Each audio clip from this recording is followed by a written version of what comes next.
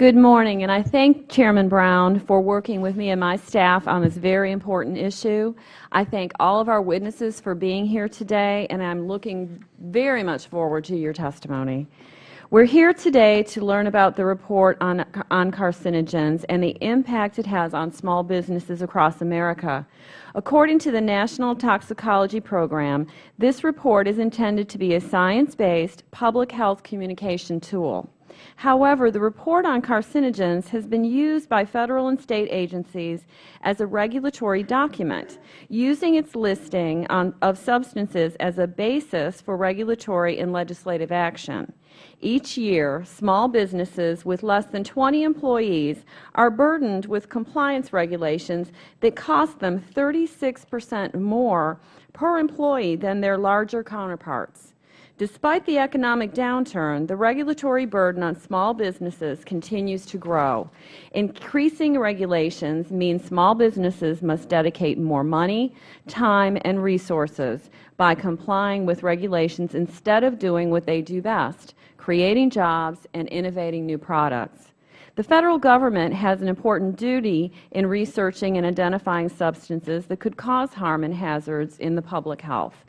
But at the same time, our government must recognize the adverse consequences of requiring businesses to call a substance a human carcinogen without definite evidence. It is irresponsible and could lead to unnecessary strain for small businesses. The regulatory uncertainty this is causing has already resulted in small businesses delaying the hiring of new employees and is causing many small businesses to hold off on making important investment decisions. Scientists, small businesses, and their representatives are now raising concerns about the quality of this analysis and the process used to list these substances in the report on carcinogens. Specifically, questions have been raised regarding the peer review process. Reports have shown that this process has failed to meet the independent and objective standards that would justify the overbearing burdens being placed on local economies and businesses, not to mention the insufficient public comment procedures that remain lacking. The report on carcinogens was originally mandated by Congress in 1978 to help aid the research and prevention of many cancers.